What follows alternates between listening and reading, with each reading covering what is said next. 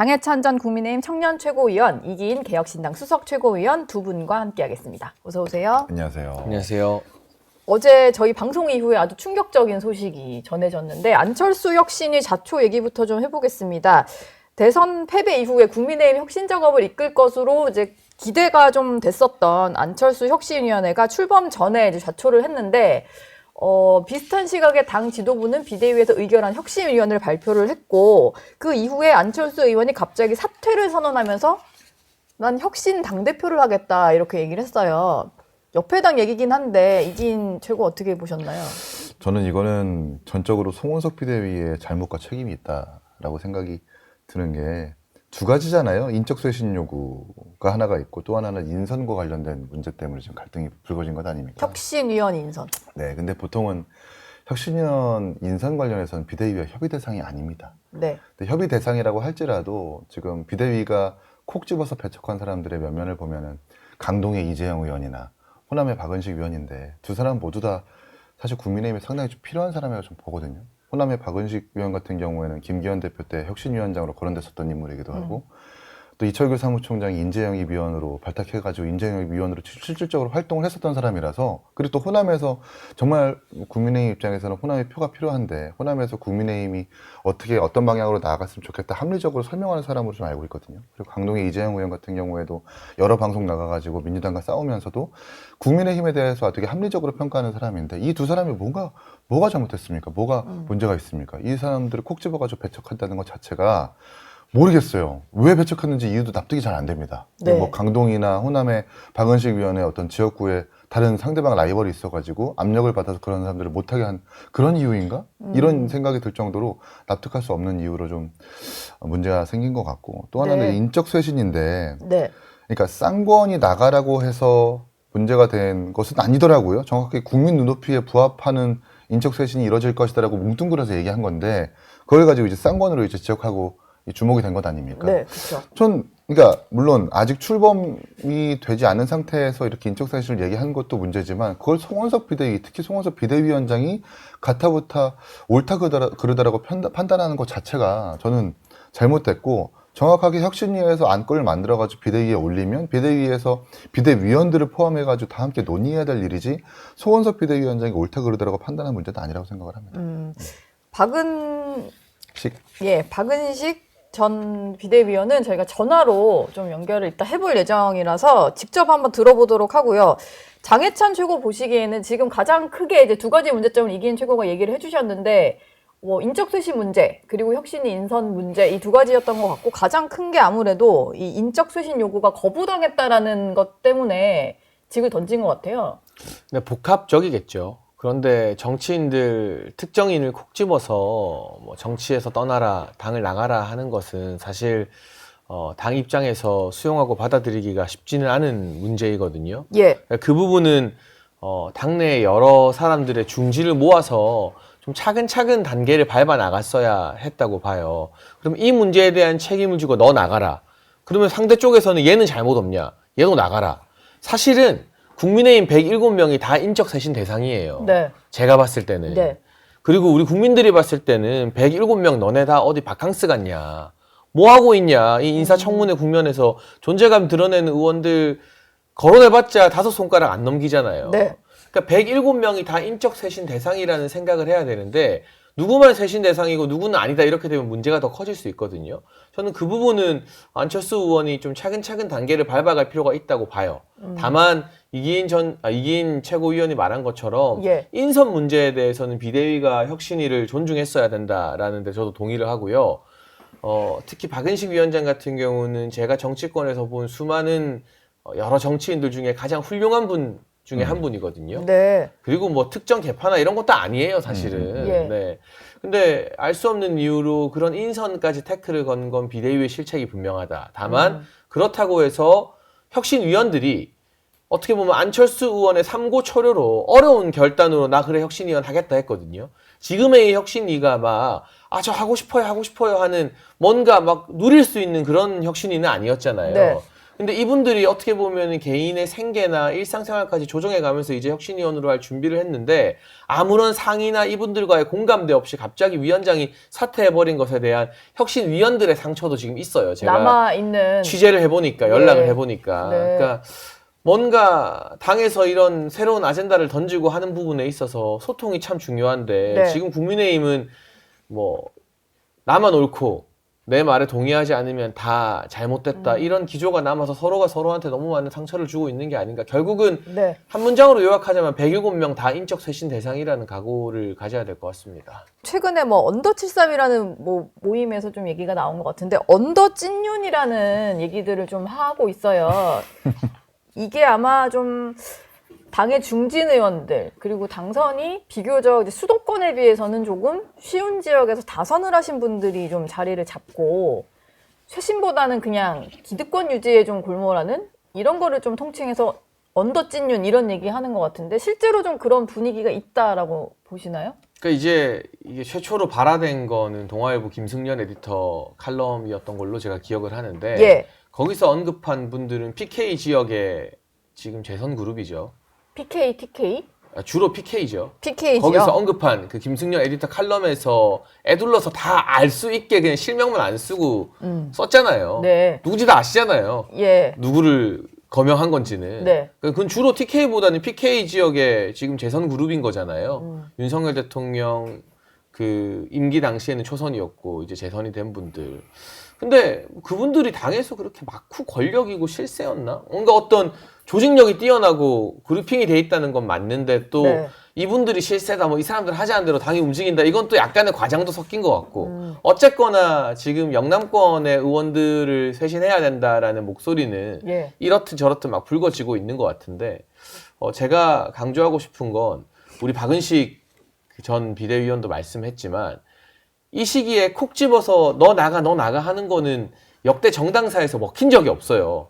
선거 앞두고 그거는 총선 공천 때 뭐 강력한 비대위원장이나 공관위원장이 컷오프를 하거나 뭘 해야 되고 지금의 국면에서는 뭐 그러한 사람들 또는 영남의 기득권들이 다음번에 재출마가 어렵게끔 제도를 바꾸는 게 최선이에요. 그러니까 그 제도 개혁을 통해서 네. 사실상 인적 쇄신으로 나아가는 사다리를 만들어야 되는데 예. 사다리 없이 갑자기 결과로 가려고 하니까 이게 급발진이 되고 당내 반발이 있고 막 어려움이 있었던 거거든요. 네. 설령 이제 안철수 의원이 이런 동력을 바탕으로 당대표가 돼도 당대표가 자, 이 사람 우리 당에서 내보내겠습니다 하면 안 내보내줘요.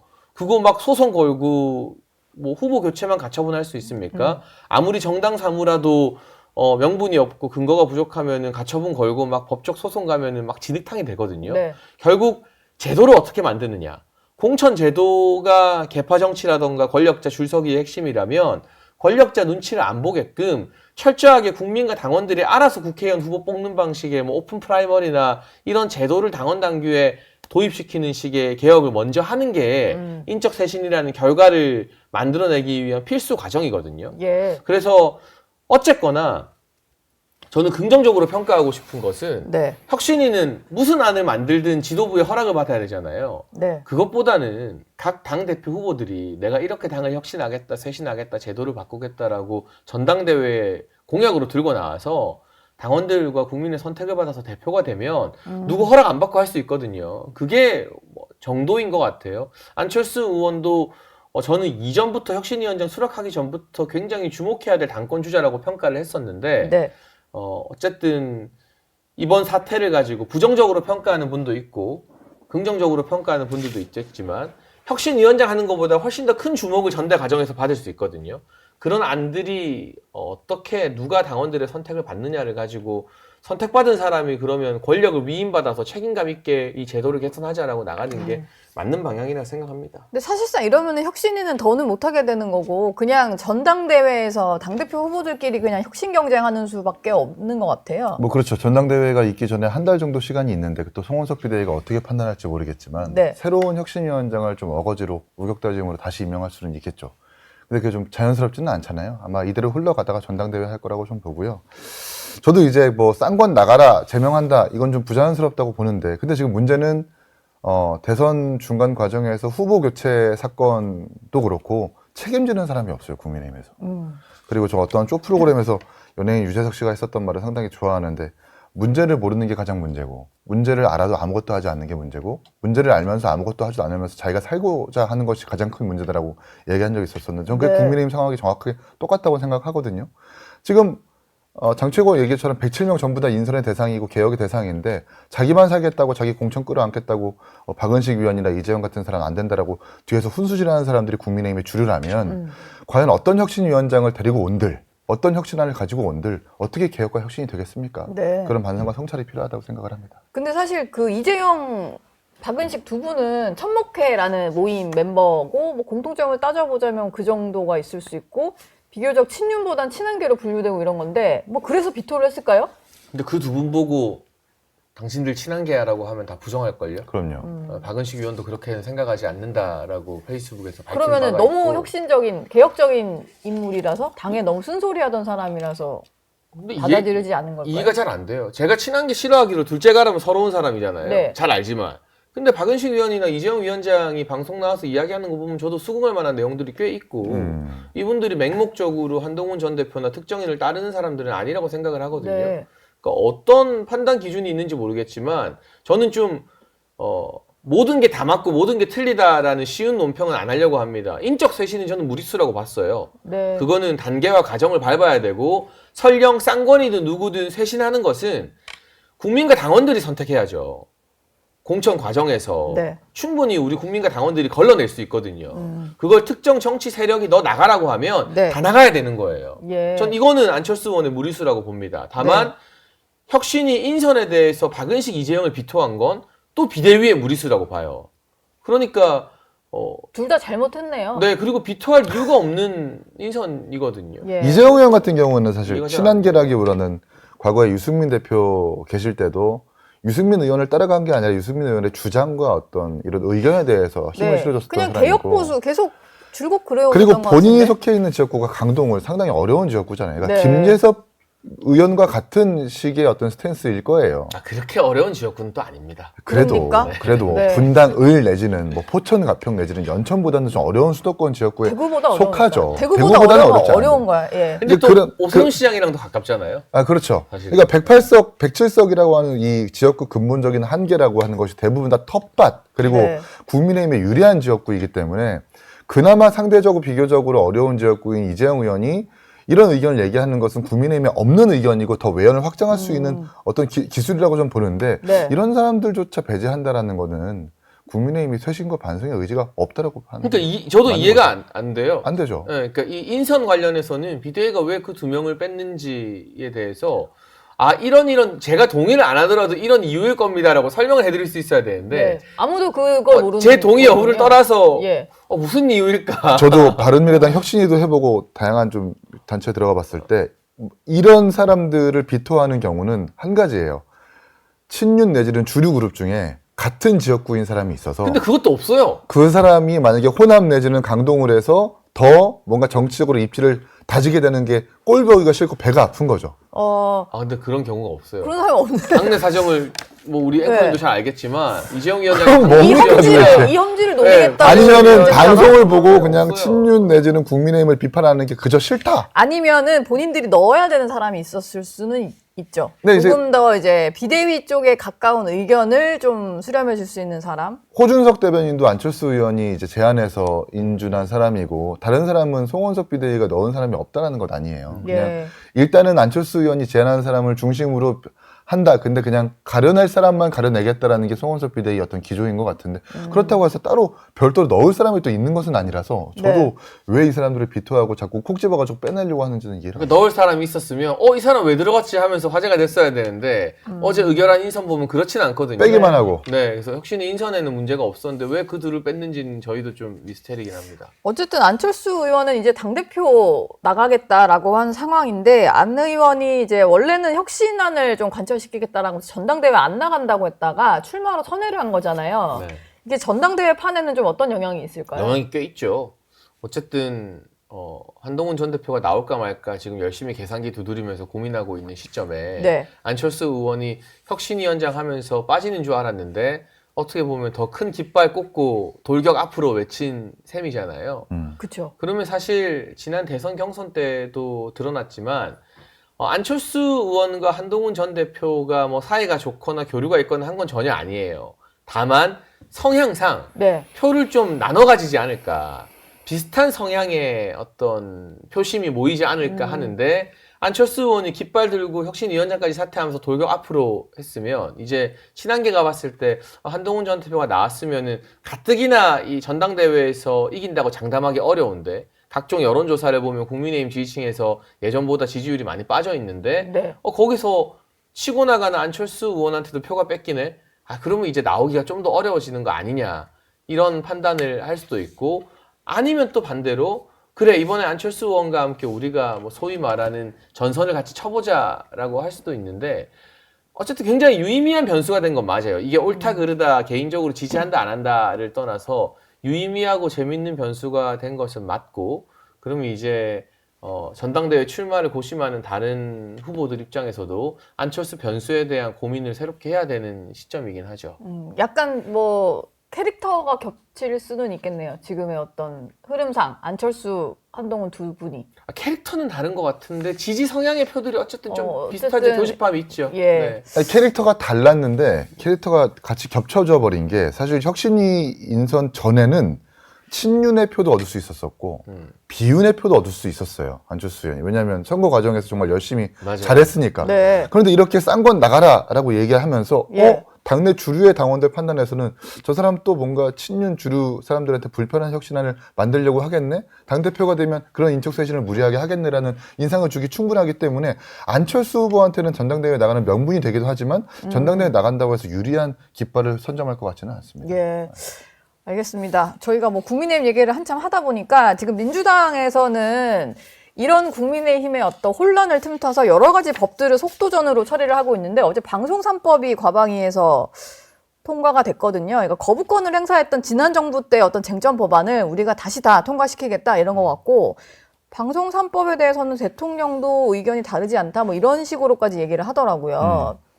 그러니까 저는 지난 예. 정부에서 이 거부권을 행사했었던 윤석열 대통령이 뭔가 대통령의 독선으로 평가를 받는다면 이렇게 뭔가 거부권으로 행사됐었던 모든 법안들을 처리하겠다라고 하는 민주당 관련해서는 의외의 독선이다라고 평가를 하고 싶은 게 진짜 이 법을 처리하고 싶어가지고 법을 처리하려고 하는 건지 아니면 지난 정부에서 얻었었던 어떤 패배감을 다시 복수하려고 이렇게 법을 처리하는 건지 잘 모르겠어요. 네. 법 하나를 처리하려고 해도 사실 과거 같았으면 공청회를 하든지 이해관계가 있는 사람들의 어떤 수많은 의견 수렴을 들여가지고 법을 하나 만드는 것이 보통이었는데 지금은 그냥 지난 정부에서 거부권 행사됐었으니까 이 법은 먼저 처리해야 돼 라는 건 말이 안 되는 거거든요.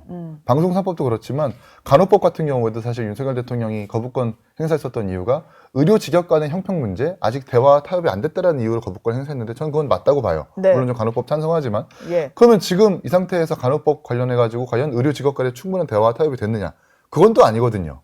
그리고 뭐 양곡관리법도 쌀값이 떨어졌을 때 추가 매수하면 그건 어떤 돈으로 쓸 것인가에 대해서 딱히 대안이 없어요. 네. 이런 대안이 없는 상태에서 그냥 거부권 행사했으니까 우리 이 법부터 처리할래요 라고 하는 것은 복수죠. 정치적 복수. 보복감의 일환이다. 저는 이렇게 평가를 합니다. 네. 그러니까 저는 이 방송법, 노란봉투법, 양곡법을 3대 악법이라고 평가를 하는데 네. 이게 진영을 떠나서 대한민국 미래에 정말 괴멸적인 피해를 가져올 수 있는 3대 악법이라고 봅니다. 다만 국민의힘이 소수당인 상황에서 이게 대통령 제2요구권 거부권에 기대어서 이 3대 악법을 힘겹게 막아왔던 것이거든요. 그러니까 지금 당내에서 뭐 탄핵 찬성이냐 탄핵 반대냐 뭐가 옳았냐 논란이 아직까지 이어지고 있잖아요. 그런데 탄핵을 반대했던 많은 의원들이나 정치인들이 윤석열 전 대통령 개인을 지키기 위해서가 아니라 이런 악법이 그냥 무질서하게 마구잡이로 통과되는 걸 막기 위한 측면의 고민도 있었다. 그러면 국민의힘에서 정치하는 분들 친한계든 누구든 이 3대 악법에 대해서는 다 반대할 겁니다. 네. 방송법, 양곡법, 노란봉투법 찬성하는 국민의힘 의원들, 정치인들 없을 거예요. 근데 결과적으로는 탄핵이 되고 대통령 거부권을 못 쓰게 되면서 이게 이제 그냥 다 통과되는 걸 눈뜨고 지켜봐야 되거든요. 네. 이런 결과까지도 이 악법이 입법되는 결과까지도 사실은 내어다보고 정치를 해야 되는 거 아니냐. 그런 물음을 또 저는 보수 진영에게 좀 던지고 싶습니다. 예. 민주당에서는 지금 검찰개혁도 하면서 어제는 이런 TF를 띄웠는데 정치검찰의 조작기소 대응 TF라고 해서 어떤 4가지 사건에 대해서 좀 들여다보겠다 이런 거예요. 근데 주진우 의원 같은 경우는 이렇게 지적을 했습니다. 민주당이 국민 무서운 줄 모르고 이재명 재판 없애기에 노골적으로 나섰다. 이게 다 이재명 대통령과 좀 관련이 있는 재판이고 일부는 뭐 2심에서까지 유죄가 나오기도 했고 뭐 대법원 확정 판결이 나온 사건도 있잖아요. 그러니까요. 근데 이거를 이미 뭐 대법원 결정까지 나온 거를 검찰의 조작 기소다.